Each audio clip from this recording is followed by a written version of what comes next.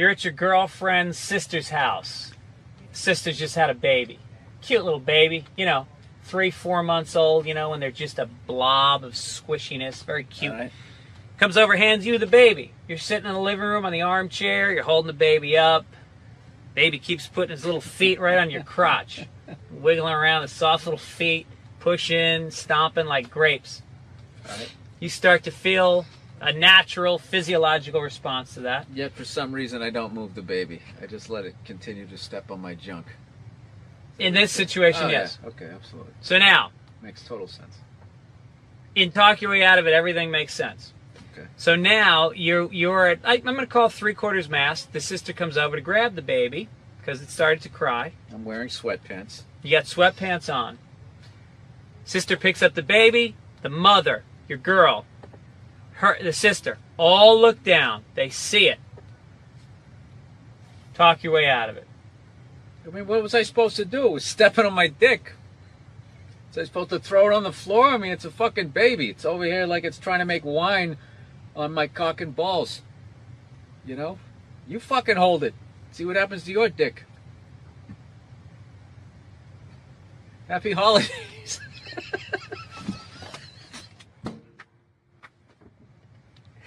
There you go. I'm out of it. Happy holidays. Just go with honesty. This game's easy. Oh, from flannel_toilet, semicolon. When is do you think moonshine will make their big comeback? Well, moon shoes. I can't read, by the way. When is do you think moon shoes will make their big comeback? What are moon shoes? It's like trampolines on your feet, just like you're bouncing around like you're on the moon. I didn't know that they ever had them. Flannel toilet? I had no idea. But if I had to guess, when did they come up?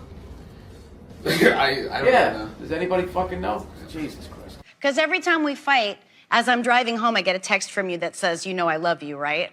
And I go, yeah, I love you too. That isn't me. I've never sent, you know, Are you fucking serious? Well, my memory isn't good, but I don't remember doing that. I'll show you. What, you save them? I can't believe you're... No, texts just exist. Yeah, I press save on my text. What kind of phone do you have? No, I like delete them after a while. What are you saving it for? You delete texts? Yeah. Oh, I never do because all our friends die and then it's all you have left.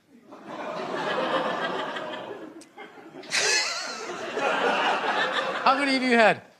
Die? I'm up. I counted. I have a huge list. I'm 30. 30. Yeah. Get something funny out of that. That's what you do. I'm not good at that. I'm not good in the moment. All right. I do like you, and I always feel like you're frustrated with me. I fucking love you. Look at my posture right now. I'm as far over into this chair as I can possibly be. I just feel like I kind of came here to hang out and have a good time, and you just like that intro was just like, yeah. It was I thought you'd like that. I fucking hate this guy. He's a douchebag, but he came down here. I mean, that's how I heard it. How many siblings do you have? I don't know, dude. The internet's too fucking weird to give out all that information. Oh, you don't even want to say how many because you're afraid that it will by all means, compromise keep your talking privacy. about it. Is there any way you can cut this out? I'm honest, dude. Like, seriously? Yeah, no, dude. There's fucking lunatics out there. Okay. Whoa. Off the air, I'll tell you. All right. Jeez. I love how surprised he is. Jeez. Well, you can mention the amount. There's absolutely crazy people out there. Okay, yeah. Whew. All right. I don't know why that got so flat. I don't know how to say it. How would you say that? Oh, be a man. Oh, be a man. Oh, I see. O-B-E-A-H. God, I'm stupid. What is your favorite Pokemon and Pixar? I'm too old for that. I have no idea what that is. That's that creepy little yellow thing. There goes eyes. This is Southside Steve, and this is Southside Steve TV, and this is Bill Burr. That's your question? I'm just saying who you are. Oh, yeah, all right. I don't like you creep me out with that big microphone and that country western shirt. Oh, no, this isn't country western. It's like, it's hip now to wear this. This is my nightclub look. Yeah, come on. All right. You're what is this? Rock 100.5, This is the worst interview I've ever done. And he's wearing Stetson cologne or something. It's just really overpowering. How you doing? You know what he looks like? He looks like the first guy who gets his ass kicked in a Steven Seagal movie. No. The background guy behind the big kingpin. Why don't you handle this? You feel that I feel I've got you figured out, and you're right. I just think you like me. I do like You like me, but we can be different, still like each other. Yeah, I mean, like, I don't like being told what to do, but I do like changing with the times or something. I don't really resist that. I feel like you resist that a little more, but ultimately you do change with the times. Okay. You thought I was wrapping it up. I fucking ripped another. No, I feel like with you, there's this person you want me to be. So you keep telling me that I'm this fucking guy that I'm not. Who's the guy you think I think you are? I don't know. I don't know who sent you those texts. I'm gonna fucking post them. No, I won't. Okay. I remember driving home and you being like, you know I love you. And I was like, I love you too. Does not ring a bell at all. When the way you just did it, it did. This was one of my favorite interviews. I had a great time. That can't be true. No, I liked how weird it got. Oh, good. Yeah. It's long I thought that you're lonely. I know you feel like having conversations, but please don't put that shit on me. No, this happy hour don't need. So your Christian background is part of the show. Or at Yes, least and two I wanted episodes. to talk to you about Jesus after this. Well, the only reason why I bring it up is some people thought maybe you went a little too far. You know. As far as what? Well, they thought that maybe you were being disrespectful to the Christian religion. Who did? I'm telling you, you need to Google. Oh, good Lord. So did you feel you were probably being disrespectful, or just you were just having fun with some of the crucifixes and stuff like that? I don't even know what I mean, we did maybe 2 jokes about that. Yeah, exactly. Don't you think the Catholic Church went a little too far? More so than my cartoon. All right, listen. A couple of jokes. I know this is a morning show. You can't bring up all those crimes. You know what? Technically, well, they just sort of kept moving them around. You know, like those killer whales at SeaWorld. After it kills a trainer, they'll then move it up to Seattle. They don't give them their background. You don't have any kids. No, I don't. And I don't like the way you said that. Like you said, it's very... You don't have any kids. No, I don't have any kids. I'm going to adopt. That's nice. I'm going to rescue a couple of the children that work till 4 in the morning to put this. They make them catch it when it rains. Okay, and you have to stand out there until it's full. And if it doesn't rain that day, you actually get beaten, and they dock your pay because you didn't do the rain dance right. And then we sit here and we drink this shit, and we wonder why China hates us. Is there any specific preparing that you do when you do an urban room, or you just do your regular material? Yeah, I rent car wash, and I watch. No, it was.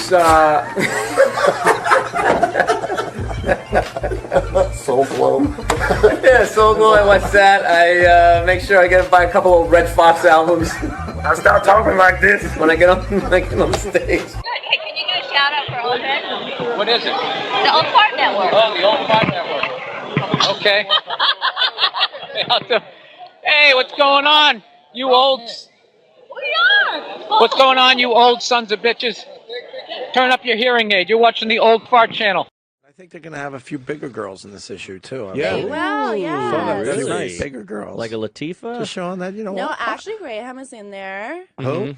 Ashley Graham. Oh, she's a real pig. I don't know who that is. I'm joking. But he said bigger girls. Who? I'm going to not comment. I don't know who that is. I don't think she took that one well. Look her up. She's hot. You said bigger girls. No, not Ashley Green. Ashley Graham. Graham. That's not having it. Let me, yeah. All right, Look let me at take that. a look at this. Oh, she's beautiful. Oh, that's a full-figured gal. Hot. She's a bit on the big side, but she's Okay, good. but she's nice. All right. That's a little She's jiggly nice. for me. Yeah? Yeah, you can tell when you slap it. It rolls for a week. Stop it. Wait, I can't with you guys. I'm joking. I'd love to eat her out. My mom's calling me. All right. So, I mean, it's, you know, but good for her. Nothing that enrages me more than fat models. There is nothing that enrages me more than fat fucking models. Okay, let me just say something. As a comic, we want attention. We don't feel like we deserve it, So we make you laugh, so there's an even exchange. I get my attention, you get some joy. Yeah, okay? right. An actor, they want attention. They're not willing to write the script, but they'll memorize some lines. They'll do a little bit of effort to get the attention. A regular model, at least she's willing to lose weight so that she can be looked at. But these fat bitches are just like, look at me. I deserve to be looked at. Stop using the word Look at bitches this. in 2019. Look at that. What the fuck? That's the plus size model mannequin. This is the only That doesn't thing, enrage you guys? The only thing I don't like about That doesn't enrage you that they're like, just stare at me. I'm going to eat bread all day. No. But you should stare. But see, I don't. What bothers me is, all right, we all have to accept this. Hey, she's hot. Yeah. But if a guy who's 5'4" comes in, everybody makes fun of him. You know, we got to have it both ways. How come the 5'4" guy can't get any love? All right. Well, thanks for the support, fellas. Just saying. All right, so we got chunky gals. We got to high five her. But how about the bald guy? Nothing. I think Where does it end? Let's see. Apologize. Where does it end? Are we gonna go wheelchair? You know. There has to be some standard. Is all I'm saying. Yeah. All women are beautiful. Well, I mean, come on. Exactly. That doesn't make sense. In different ways. The definition of the word beautiful means there's only a few, you know? Just support the WNBA the way you support a fat chick that's proud of her body and is no longer a threat to you. You know? That league would be doing better numbers than the NBA. Oh my God.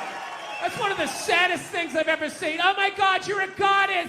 You're gorgeous. You look great in that bikini. I would kill myself if I looked like that. Keep eating. Keep eating. Lose a toe, you fat bitch. It's just... You saw an alcoholic where you'd be like, oh my God, look at you. You're face down, passed out. Your kids are crying. You're a hero. You're a god. Keep doing what you're doing.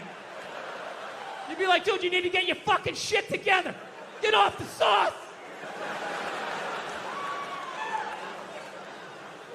I will say, that's one of the most genius things I've ever seen. How regular-looking women somehow mind-fucked advertising to get beautiful women off of billboards. Yeah, just regular fucking who gives a shit looking women, right? I'm just being honest. Come on, we're outside. We're in the woods. We can be honest.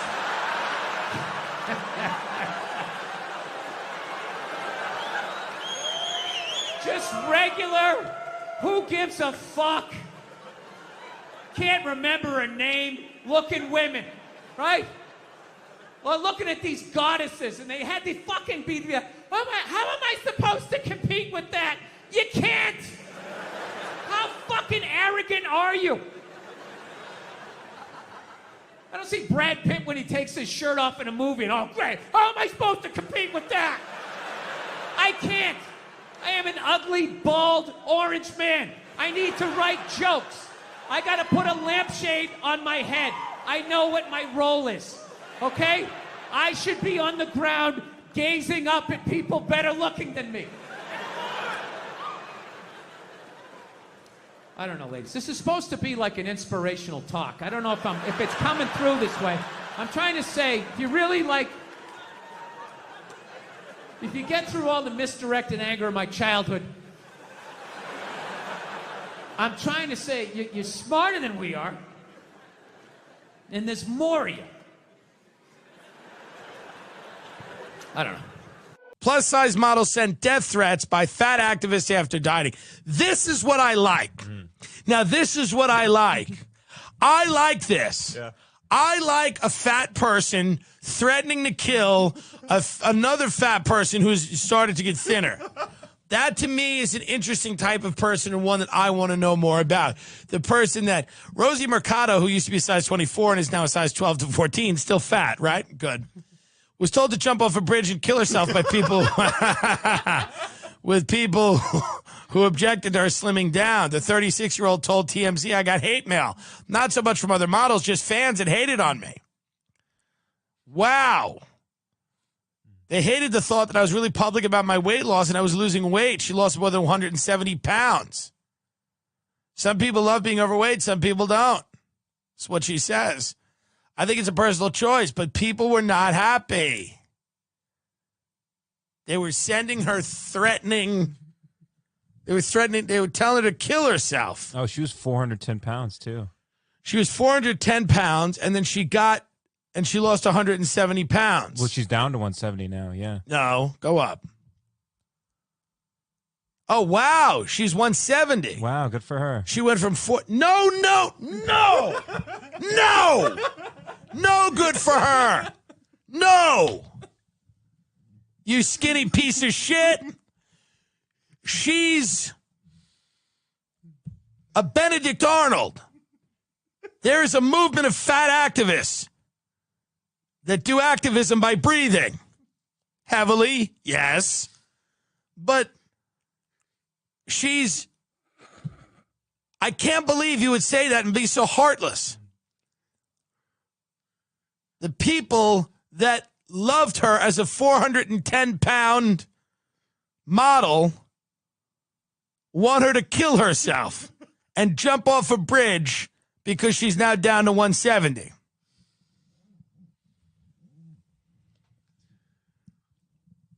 The only reason I'm not afraid of that is people are telling me to kill myself anyway. They're saying it now. What my understanding was about QAnon is they truly believed that there's a pedophile ring run by the elites and politicians. Right. That they're harvesting children for their adrenochrome and their organs or whatever the fuck else it is. That there is a shadow government that is in control of everything, and they're up to nefarious things, and they want to, what is it called? No, what is the word I'm looking for? I forgot. Basically, they want to find a way to always control America for their interests. Right. They're saying that these people are treasonous and that they should be hung for their crimes. Right. Right? They're truly plotting a course. These evil characters are plotting a course that will, take America essentially to its knees, destroy America. Right. And that they are the freedom fighters that are going to liberate us all from these nefarious characters who only care about our demise. Right. And after storming the Capitol building, they took selfies. If you were a real revolutionary, right? You're not gonna get in there and be like, "Yo, flex for the gram. Look, we did." What did you do? You didn't do nothing. One of y'all got killed, or a few of y'all got killed. You're not taking shots. You're not taking anybody down. You inside Nancy Pelosi's office looking at her mail. That's your big revolutionary moment? Well, that's what you accomplished? Well, that's how these guys communicate. This super network of control of the world people is snail mail. It's that's snail how mail. They do it. You're they send 100% letters right. to each other. U.S. Postal Service, obviously the way to go. That's how you get the secrets. 100%, yeah. My bad on the shipping with the fashion. It's going to get there. That shit is USPS too. It's fucking Nancy Pelosi and her friends taking advantage. Yeah. Point is, if you truly believe, like, that's why low-key I respected the motherfucker, and I'll probably get shit for this, but who ran up in the Comet Ping Pong. Remember that crazy dude? Yeah. We were making fun of him in the special? He thought there was pedophiles in there. He ran up with the AK, like, where they at? Saw that they weren't in there, and he was like, oops, my bad. He didn't run in Comet Ping Pong like, see, I'm getting the pedophiles. Look, I'm on live like a fucking rapper. There is something to be said for not doubling down. Like, he saw how fucking wrong he was, and was like, guys, big mistake. Hey, bro. That's just hilarious, bro. They really just eat pizza out here. Like, my bad. The cops are arresting him. He's like, I was here for the pedophile ring. They're like, When you in that deep, you would think you gotta double down. Like, there's no way out now. Yeah. I gotta be like, nah, I can't find him. There's a hidden chamber. And he was like, nah, man, I looked for all that shit. No, take me to jail. Isn't that fucking crazy, bro? I couldn't believe it. So to me, it just proves it was a farce from the beginning. It's just lonely motherfuckers that wanted friends. And don't get me wrong, we all want friends. We all want some community. Yeah. But when you go in there and the first thing you do is take selfies, when you steal the podium, which is lit, I would do it too. That shit was fire. That was amazing. My man was walking out like it was a guitar. My man could have had that shit. Strumming that podium. Yeah. I know he was single because no wife is gonna let you bring home a fucking podium. A whole podium, bro. But every single dude is like, this is so lit. This is in the living room. When you share a place, it's like, where I can't even get a TV. I just won the negotiation for a TV. Yep. I had to call my girl's mom. I was like, I had to shame my TV in my house. I don't know if y'all notice me post the TV, and I post and I zoom in. It sucks. I got to zoom in. Anytime I was just shaming. Eventually, got back to Mom Dukes. And she was like, yeah, it is kind of small. I was like, yeah. Mission solved. That's how you do a QAnon. You know? All I'm trying to say is you don't believe your shit. That's what this whole thing proved. If you truly believe you had to fight for America, there's going to be some bloodshed. It ain't going to be on your side. Yeah. Oh, and by the way, some jerk-offs broke into the, what is it called? The Capitol building?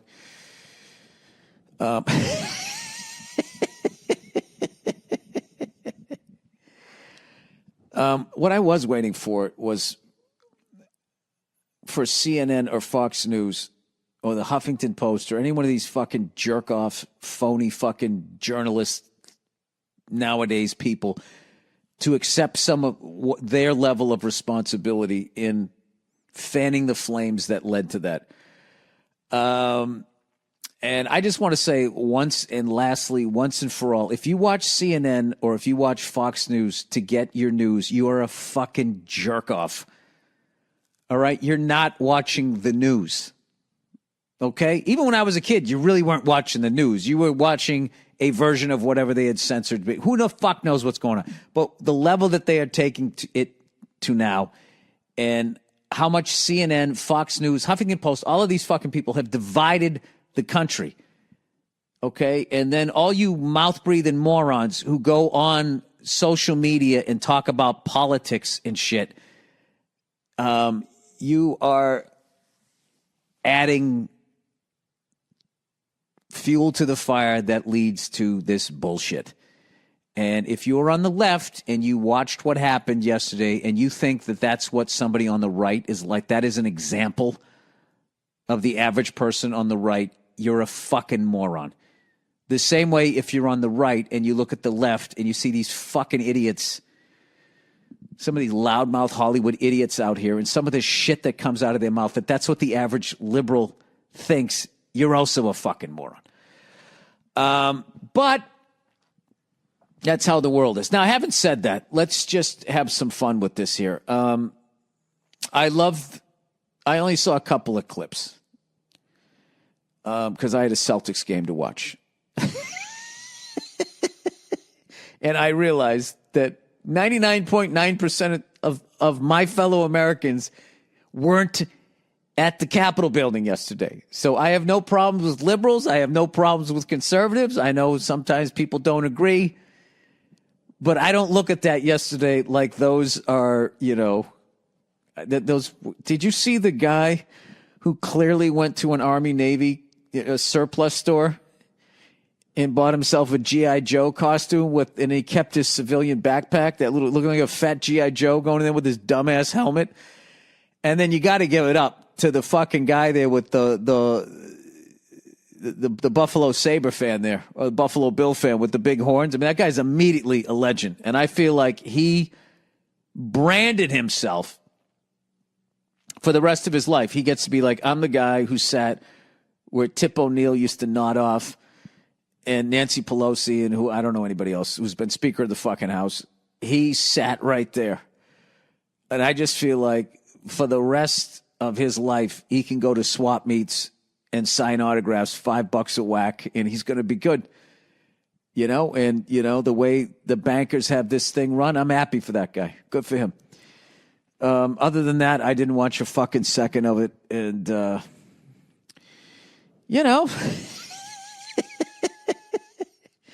I got my conservative friends right now. No, the footage didn't add up. There was Antifa there. The fucking idiots who follow politics. I swear to God, they're just like, I just texted them. I go, you guys are like sports fans. You know what I mean? Where everybody just like, you see all the fouls the other team's doing, but you don't see the one that you're doing. It's just fucking, I can't talk to people like that. I really can't. You know what I mean? It's like the same fucking assholes who worship Obama and act like he didn't fucking sit there drone bombing playgrounds and weddings.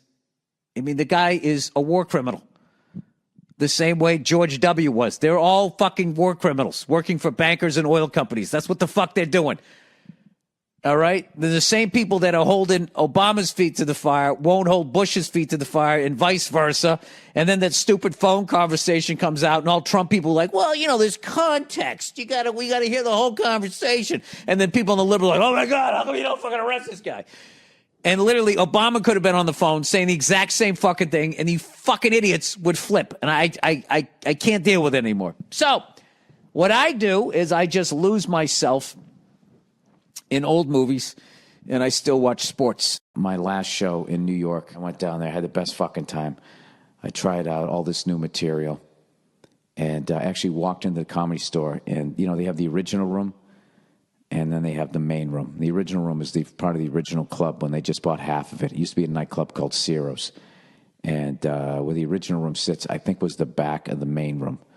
So, anyways, whatever. Come out to L.A. Just walk in. Take a look at it. So I go, what's going on in the main room? And they go, Dick Gregory. I go, what? They go, Dick Gregory. I go, Dick Gregory is on stage right now? And they were like, yeah. And I went in there, and the guy was fucking hilarious. Still funny as hell, still edgy, talking about topical stuff. He was talking about Paris. He was talking about all this just right up-to-date stuff. He was fucking amazing. So that gave me a charge. So then I go into the original room. They bring me up. I start doing my thing. Everything's going great. You know, I did my little wage gap joke, and then I get off stage. Thanks a lot. And all of a sudden, this lady, she comes up to me, and then she just wants to present her case. She's like, you know, well, actually, I'm in my mid-30s, and now I'm at an age now that when I go out with a guy, he wants to go Dutch. He expects me to pay for half. And then I just go, well, yeah, you should. You know? You should. I don't think it's asking too much. You're in your 30s. You've demonstrated that you're not a first-round draft pick at this point. You know, you're fucked up like me. So, I know I'm fucked up. I know you're fucked up. Or maybe too driven to commit to anything. So, you know, we got to keep each other at arm's length here, right? So I pay for my shit. You pay for your shit. I couldn't even listen to, like, that's your big fucking complaint in life? That for the first 30 years, you got free fucking food and drinks? Like, as a guy, do you know how far back into my life I got them? They get to live like 8-year-olds. Remember when you were a kid, you just walked around? As a kid, you had no money. You went out with your parents. You had a whole fucking day. You ate. You had drinks. You fucking, no, not booze, but, you know, got yourself a high C, whatever the hell you had. You know, went to a ball game, whatever. You never went in your pockets. The life of a kid. You know? You essentially, not like, look, I obviously know women don't just not pay for fucking anything, but I'm just saying that when they get courted, you know, you don't have to pay for shit, generally speaking. Right? So anyway, so she comes up to me, and I just didn't want to fucking hear it, and I made the mistake. I treated her like a guy, and I feel bad. I just gave her shit. And then she was like, oh, you're being mean and everything. I'm like, it's a comedy club. We're comedians. This is what we do.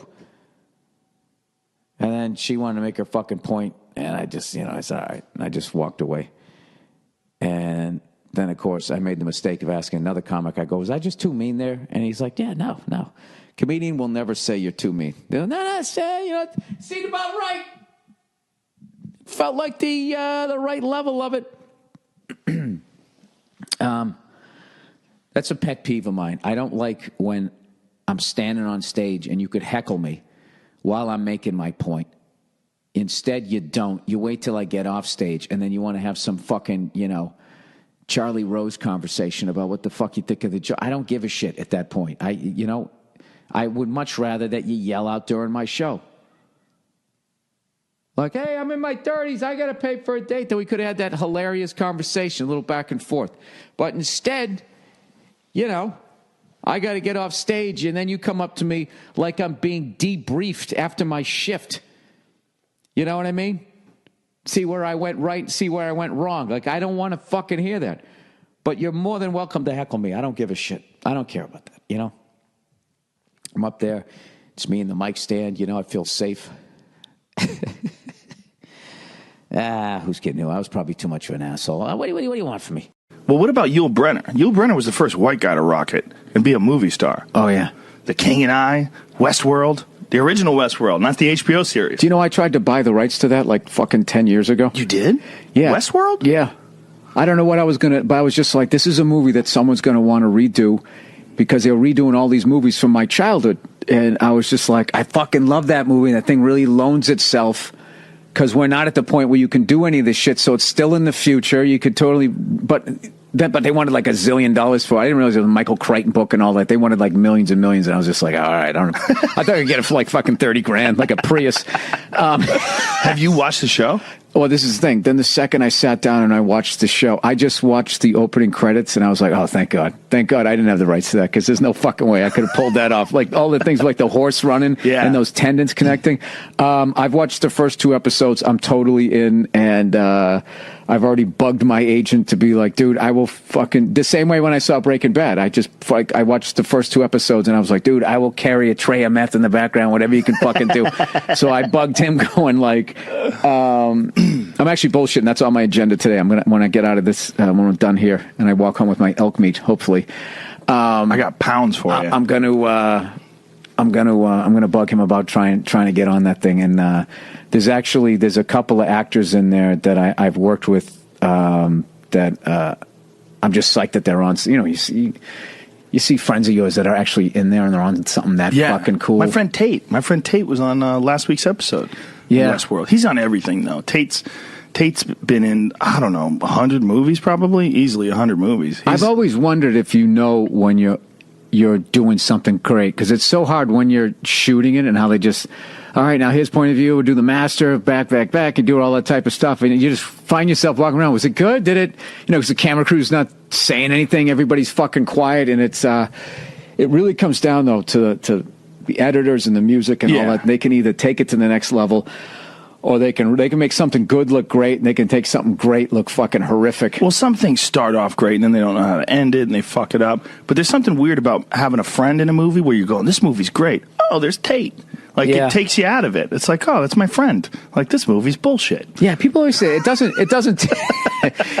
take me it doesn't take me out of it unless I see them like watching themselves. Like I can't believe I'm in this scene with this guy. Then it like pulls me out. But like I buy in when I'm one of those guys. Like I don't like going to horror movies.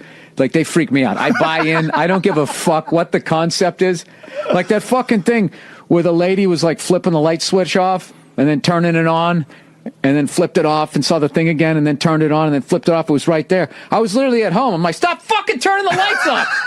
What movie is that? Get out of there. What movie's that? I don't know. Like the movie was coming out and it was like the thing where she's like, when you look into a room and you shut the lights off, she shuts the lights off and all of a sudden there's this fucking thing there.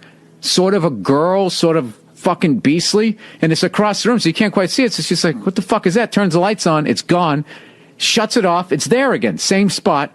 Turns the lights back on, it's not there. Shuts it off the 3rd time and it's right in her fucking grill. Yeah, scared the fuck out of me. Blair Witch. Blair Witch when they were going, dude, the movie didn't scare me. Ralphie May going, no, that didn't fucking scare me. Fuck him. That movie scared the shit out of me. I saw that movie by myself. I'd done a spot at the Laugh Factory. I went down to Mann's Chinese Theater, the one, the Hollywood Galaxy. I don't even know if that's still there anymore. Right next door. And I saw like the midnight showing by myself, dude. Freaked the fuck out. Was there other people in the theater? Yeah, but nobody I knew, and it was like really sort of like there wasn't a lot of people there. And then that walk through the parking garage. Oh, dude, I was freaked. I saw that movie in Houston, Texas. Chris McGuire and I did a show. We did a show at the old Laugh Stop. You ever do the old Laugh Stop in River Oaks? Did I do that one? Great club. I think whatever the classic one was that Hicks and all those guys, it had just moved to the new spot. The new spot sucked. The new spot was not good. But the old spot was amazing. And that's where I did my first album. That was I'm Gonna Be Dead Someday. I did in 1999. We did a show, and then McGuire and I met these kids that worked across the street at the movie theater. And they go, hey, we have the keys to the movie theater. Do you guys want to go watch the Blair Witch, just us? And we were like, holy shit, let's do it. Yeah. So we left. We had a 10 o'clock show. It's like midnight. We go across the street. They fucking cook up the popcorn, the whole deal. Gave us free soda, locked the door. You couldn't even do that today. No. You know, it was amazing. I mean, today everything's digital. You know, the kid spools up the reel and everything like that. And we sat down in the theater. It was like 3 of them and 2 of us. And we watched the Blair Witch and shit our pants. It was awesome. Oh my God, Josh! They're fucking screaming. I still remember that movie. And the kid staring in the corner. Like, oh. Oh yeah, when they just sort of like went past it. Yeah, all of that shit where rather than just showing you sawing somebody's head off, just the idea. Yeah. When you think of like Tarantino talked about that, where in Reservoir Dogs he had one scene where they showed the guy hacking the ear off versus just panning away and hearing the guy screaming. It's just like it was way more fucking disturbing. That ruined that song for me for a long time. I always hear what song was that? Marvin Nash screaming. Now here's Stephen Wright's voice. Well, I don't know if I'm wrong, if I'm right. And he's in. Whoa, Yeah. whoa. That's something too. Stop! Remember that when he's fucking. He threw. Yeah, right. Adding a fun song to a horrific scene. Oh, that was something so. about that. The powerlessness of just fucking. I can't deal with. That's like Scarface. Remember Scarface when they cut the guy up with the chainsaw? He's tied up in the bathtub. Yeah. And they force Tony Montana to watch. He's getting splattered with blood as they hack his friend up. Yeah, no, that's. My mother took us to see that. She didn't know what it was. Took all of us to see it, and my youngest brother was like 9, I think. And if my mother said after this chainsaw scene we have to get out of here, I would have been like fine, because I remember watching that going, oh, that was really. I asked my mother years later. She was just like, well, yeah, I thought at that point, yes, that it might have been a little mature. That's what she says, mature for your youngest brother. But I was laughing. I was going, yeah, but you always took us to cool movies. She goes, yeah. She goes, that was a good movie. She goes, I'm going to take you to those stupid things. Like she was against like the whole. She took us to For Love of Benji. And Herbie Goes to Monte Carlo, and then my parents were just like, we're not fucking sitting through this shit. We're going to go to a movie that we're going to enjoy, too. And then I went from that to, like, Stripes and, like, Scarface.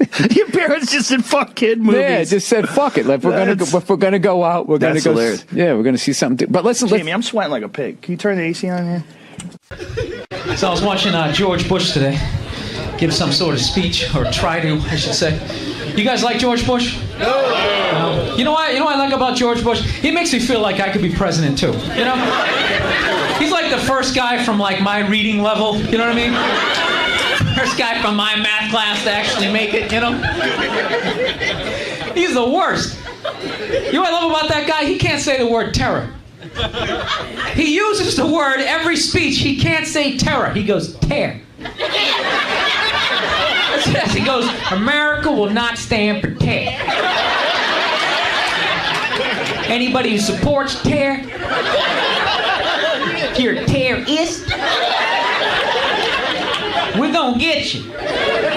What kind of president goes, we're gonna get you? He's like some redneck they dragged out of a barbecue, put him in a suit. Dude, if you go, we're gonna get you, you should be just standing on stage with like a couple of bloodhounds going, go get him, Blue! Smell the shirt, get the stick, go get him! Damn, that Blue's a good dog!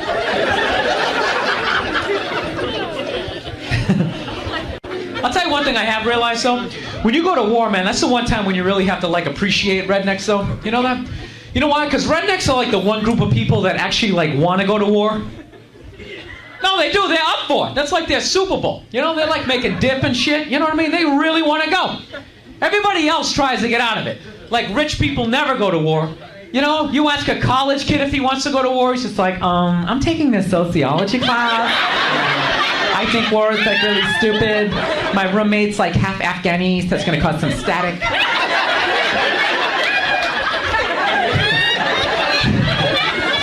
A redneck if he wants to go to war, he's just like, hell fucking yeah! I'm ready right now! You just point the direction, buddy, I'm ready to do this shit! All my life, people telling me I'm fucked up! No, they're frightening people, but you gotta utilize them. Seriously, you want to scare the enemy, alright? And rednecks are like America's Pitbulls. They should just sedate those people, drop them off in Afghanistan, just let them run wild.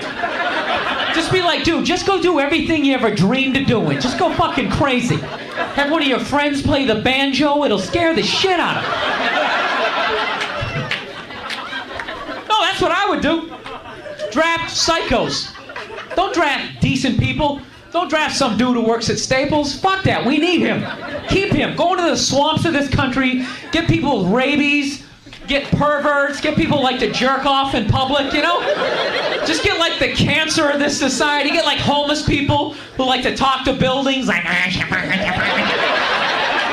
send all that shit over there. Bunch of freaks running around. Where the fuck's the summer at?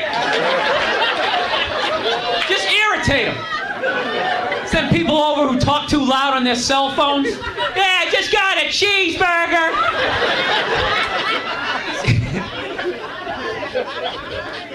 No, that just makes sense to me. Rednecks are psychopaths. You wouldn't want to draft a guy like me. I'm a comedian. I'm useless. I am. I'm lazy. I'm a coward. I don't like confrontations. You draft a redneck. Not only is that dude a psycho, he'll actually save you money. Those guys show up to the army, you're like, here's your M16. They're like, I already got one. I got some shit in the trunk you ain't ever seen before, buddy. I went on eBay, got me some of that surface to air shit, took it out hunting, got me a moose and a duck at the same fucking time. I didn't even see the duck. Duck was over her. I'm aiming at the moose, duck's over her. That's my peripheral over her. And the shot went up the moose's ass, and the shrapnel from his antler hit the duck. Duck came down. It's the best goddamn duck I ever ate.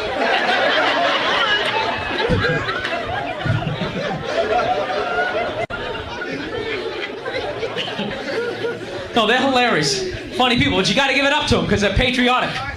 They're patriotic people. Those sons of bitches. You'll never catch a redneck at like an anti-war protest going, hell no, we won't go. They're just like, wait, I get to kill people? And I ain't going to jail. Wait a minute, are they foreigners? Oh my God, hey Dale, come on, you're gonna miss it. Hurry up. Christmas in September.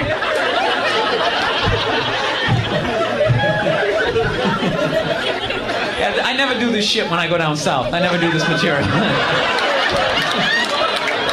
Fuck you talking about, boy?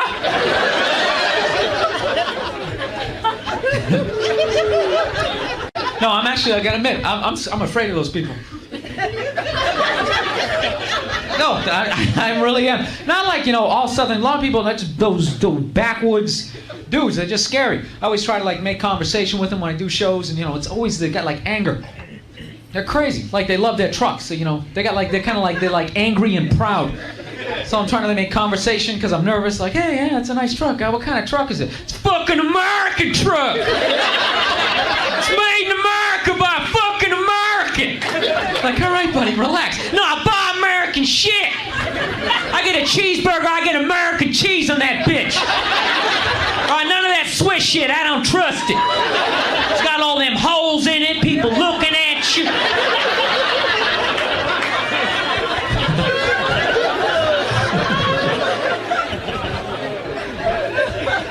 Nah, I get nervous when I go down there. Always saying that fucked up shit. South's gonna rise again. And do what? Secede from the Union? Fucking morons. This shit was 200 years ago, 150 years ago. You know, you lost. Get over it.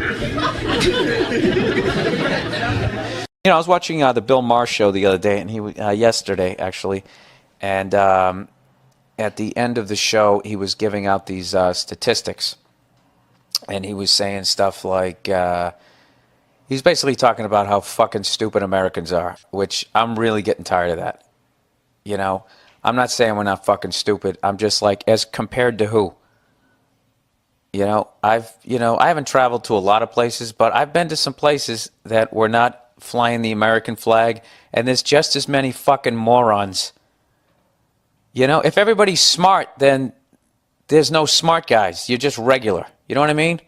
Jesus, wow, Bill, that was fucking deep. Fuck you. What the fuck you want from me? I'm just saying, you know what I mean? So anyway, so he's doing this poll. I actually really like his show.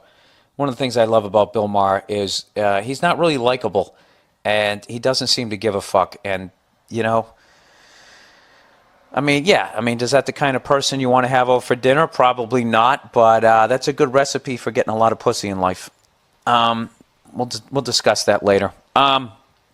Plowing ahead here. So he starts doing all these polls, and he's sitting there going, 18%, only 18% of Americans could name, knew that there was 2 senators for every state. And only 11% could name who they are. So immediately that's supposed to make it seem like everybody's dumb.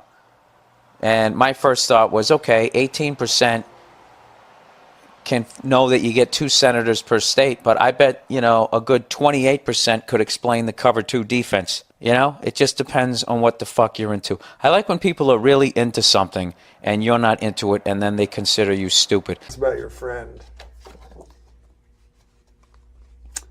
Hey, you're not going to believe this, but Bill Maher is giving away the solution to all our problems for free.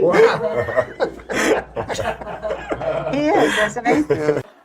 Norm Macdonald died yesterday. Did you know Norm well? Well, not well. No one knew him well. Yeah, no one knew him well. I worked with him. I spent a great deal of time with him, and I feel like I never knew him at all. But huge fan. Mm-hmm.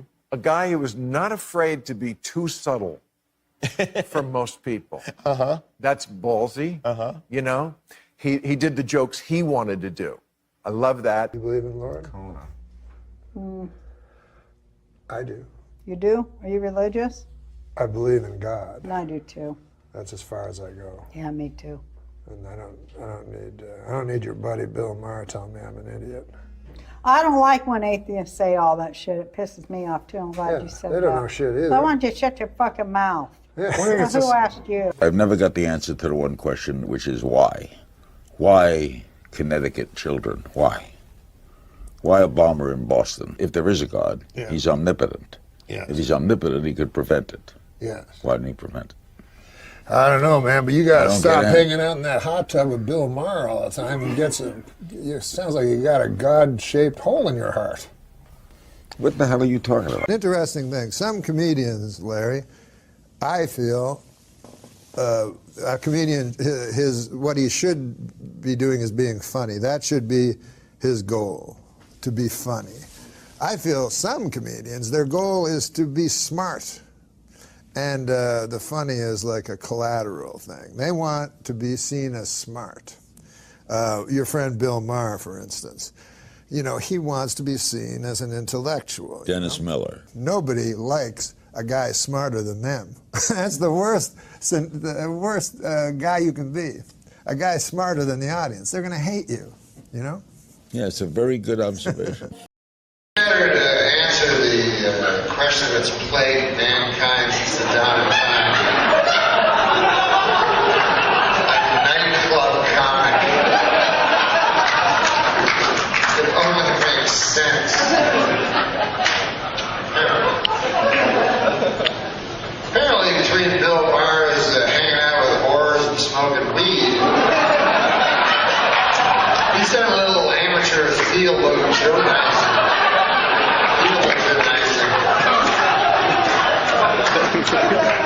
It's so clear, what the fuck? It's either nothing or something. So you go, there's only 2 things. You gotta look at the evidence, right? You go, what's the evidence that God exists? None. Well, that's not good. So then you go, hey, what's the evidence God does not exist? None. So it's equal. So then you're but then, and yet, one of them is for sure right.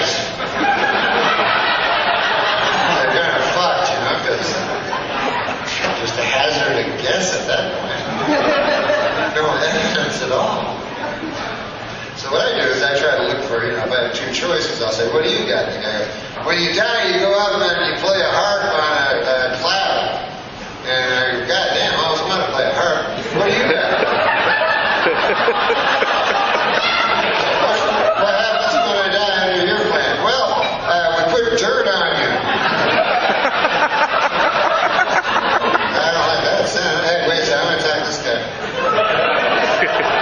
I want to ask you one other question I forgot to ask earlier. What else happens up there? Do I ever get to... somebody told me I meet somebody or something. You meet your loved ones. All my loved ones? Yeah, all of them. Wow, what about Barky, my dog? He's going to be there. My dog Barky, when I was a little boy, Barky.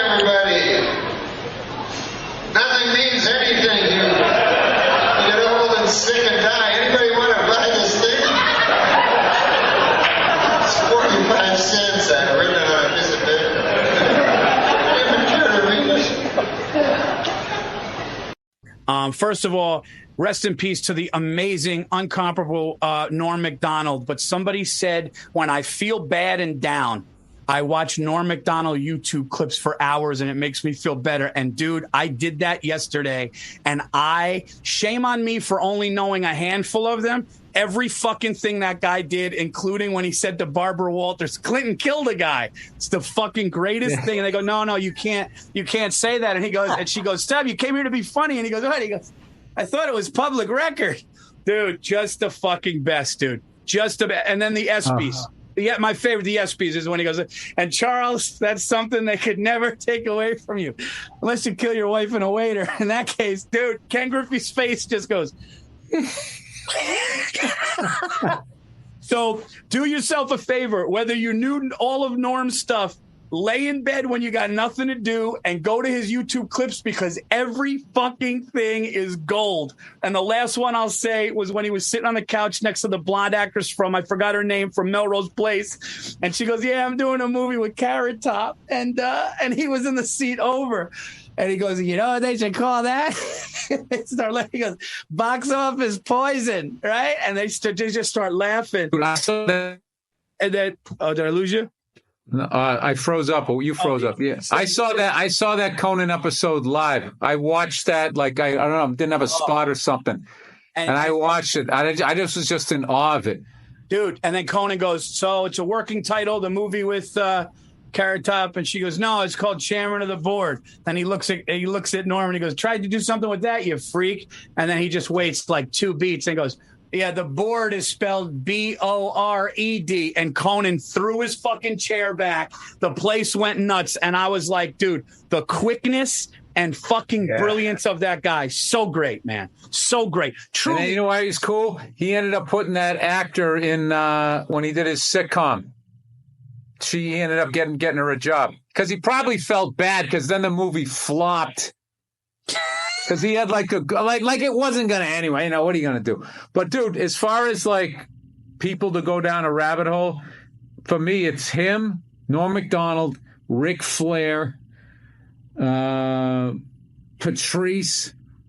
There's like 3 of them you can just kind of go down, and it's just so different and great and fresh and unique. And I thought there was a lot of similarity in. As far as what they did, Patrice and Norm, I thought there was a lot of similarity. It's brutal, dude. That guy was just one of the. He's such a nice guy too. He's such a nice guy, and just I thought just so mentally beyond. Yeah, all of us, and that I don't know. I kind of felt like he just sort of like that smile on his face was him just enjoying just. Once you get past the depression of observing humanity, if you can somehow get into that lightened thing to just be like, well, there's nothing I can do about it. I'll just sort of enjoy it. Like, I don't know. I don't. There's no way. The hardest thing yesterday was trying to put a tweet out about this. Like, how the fuck do you sum up a guy of that talent in a tweet? Yeah. You know? Well, I actually, like, yesterday after I heard it and I was sad, I never had the pleasure to meet the man, but I can tell you, I got really happy watching his stuff, and time went by really fast. I just was watching clips, and then I'm showing my wife clips, and we're just laughing. And it was just like, I mean, beyond brilliant and beyond. And you could kind of see behind a smile that there's more going on there. But dude, his gambling was hilarious. He would tweet out a fucking golf tournament, everything that happened. Literally, he would go, Tiger's coming up on the second. He's got second shot. And then he would go, Tiger missed that second shot. He's coming up. And he would just, and you think it would be over. And he would just keep doing it. Just so fucking great, man. But dude, when Barbara Walters, when he goes, I just want no homicide in the White House. Let's get rid of that. And they're going like, what do you mean? What are you talking about? He goes, oh, Clinton killed a guy. Dude, it's like, and they fucking freaked out, dude. Dude, Barbara Walters freaked out, and Joy Behar was just trying to smile. Yeah, because she knew she was worried about libel and slander. Like, you can't do that on TV. But he can do it because he's a comedian and Bill Clinton's a public figure. It's a weird kind of thing. But she had never dealt with somebody like him. He said, oh, Clinton killed a guy, like he was telling her for the first time, which was so great. And they just fucking freaked out. But anyway, rest in peace to one of the greats. Watch his clips, and it's a big blow. You could feel it. He's one of those you could feel. So that was a big one. And I got to tell you need guys. I just don't know. Why can't somebody who's a fucking, I don't want to wish that on anybody, but one of these cancel culture people, just, comedian that tries to take out other comedians. Ugh. Every 5 seconds. I mean, what? I mean, the fact that there's fucking comics out there doing that to other comics, talking about events where they weren't even there. I know. And they're literally getting this information as I'm getting it, and they just comment on it and try and help take a person out when you weren't even there. Why would you comment one way or the other? Yeah, it's. And then you present yourself as like the hero and this champion and all of that fucking shit. Oh. And there's a couple of them, I swear to God, they're worse than the fucking people they're going after. And I'll leave it at that. All right, I'm 38. She's 19. Oh, Jesus. And pregnant. Oh, Jesus Christ. Jesus Christ. All right. When you were banging her, were you still wearing your high school football jacket that you can't button anymore? Oh, God. All right. Hey, yo, Billy Bloodnut. Josh here from Sydney, Australia. Oh, one of my favorite fucking countries out there. I love Australia. I haven't been there in forever. I need the advice of the world's greatest copper wire pubes owner. Well, that would be me. I'm a 38-year-old man who's been seeing a 19-year-old stunner. All right. Well, I don't know what that would be frowned upon here. I mean, people did it. I mean, people always made fun of that shit. All right. I don't know. I don't know how it works over there. All right. We met at the gym. I'll never forget the day she walked in. The second I saw her, my heart skipped a beat as she put down her book bag. I'm kidding. My heart skipped a beat and I froze. Amazing face, fuck me eyes, tiny waist, and a fat ass that hips thrust 200 kilograms. Jesus, this guy is a fucking creep. I've never had a problem speaking with women, to be honest. I've fucked roughly 1,000 women in my years with a few serious relationships in between. You've had serious relationships while fucking 1,000. You must have been fucking those women right through those relationships. I couldn't even say hello to this girl for 3 months. The whole time I thought she was 26. I changed gyms for a week, and every day, all day within that week, I felt like it would be my life's regret if I didn't say hello. I swallowed my fears, probably from building her up in my head that 3 months, and went back to the gym and finally said hello. Her response was the same as my energy. She had been waiting for me to say hello that whole time. The next day, we went for dinner and cocktails. I found out she was 19, an influencer with over 200,000 followers, pretty good for an Aussie chick, and had been living between Sydney and LA for a couple of years. Needless to say, using the words of the great Dave Chappelle, I beat the pussy up. I got to tip my cap to how unfiltered this guy is. Murphy's Law has it that she falls pregnant.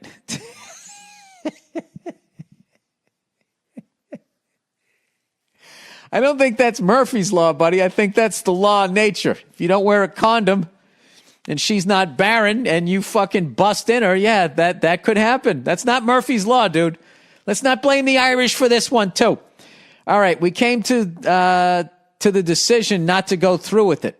Over the weeks, she went to scans so they can determine dates and when to do the deed. Over that time, she grew attached to the pregnancy by seeing the heartbeat. Yeah, and the pictures, exactly.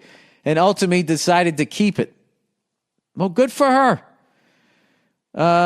Over the weeks in that meantime, I struggled with the age difference. Oh, now you struggle with the age. You never fucking struggle when you fucking busted a nut in her. The major reason being I have a 5-year-old son to one woman and an 18-year-old daughter to another. This guy is a fucking piece of work. They're the same age. Your older daughter. Yeah, it's the same age. Billy Big Balls, what the fuck do I do? Well, there's nothing you can do. He goes, my daughter doesn't know. Well, you got to tell her. I've told my besties, and they're all like, bro, you're the king. This is just reading like this isn't real. They didn't go like, bro, you just fucked your life. But I feel like a dud and a bad father. I'd say you definitely have some sort of issues. You might want to go to therapy if this is true and see why you're banging 1,000 women and fucking... You got a 5-year-old with this one, an 18-year-old with that one. Now you're going to have one with this 19-year-old. Yeah, I would definitely say you got some sort of commitment issues or something. I don't know what, but it's going to cost you. If you were in my country, dude, you'd be fucking broke. If my daughter was seeing a dude my age, it would be the last day she saw him alive. Okay, so...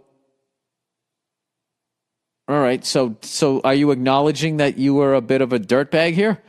But goddamn, what would a bald, emaciated Viking like yourself do? I would raise that kid, and I'd start wearing a fucking condom, is what I would do. Stay blessed, stay healthy, stay being awesome. Everyday listener to something of your work for years now. Yeah, buddy. Listen, dude, you got to get your dick under control. Your dick is fucking your life up. You don't have control over it. And your dick is deciding what you're going to do rather than your brain. Because if you looked at all of that on paper, if you talk to the younger you, now I know you love your kids and everything. Okay, didn't you wanted to find, I don't think that you wanted to have a bunch of kids with a bunch of different women. I mean, that makes it really difficult. But I mean, it is your life. So what I would do is I would man up to what you did. I would tell my daughters about it. I'd go to therapy if you agree with what I'm saying. I would start wearing a condom. I try to get with women my own age or within reason. You know what I mean? I mean, okay, I'll go with the fact you thought she was 26, but when you found out she was 19, not only do you still go, I guess you found out on the day, you still bang her, you bust a nut in her. I mean, those were, what's the nicest way of saying really fucking stupid moves? Yeah, buddy, what are you doing, man? I'm getting stressed reading this whole fucking thing. Yeah, so that's what I would do. I mean, you gotta raise this kid is what you gotta do. I don't know where your now soon-to-be 3 kids live. I would pick an apartment right in the middle of all of them, and I would dedicate the next 20 years of my life to making sure that 5-year-old and that your new kid don't have daddy issues, so they don't go to a gym and bang some 38-year-old without a fucking condom. All right, good luck to you, brother.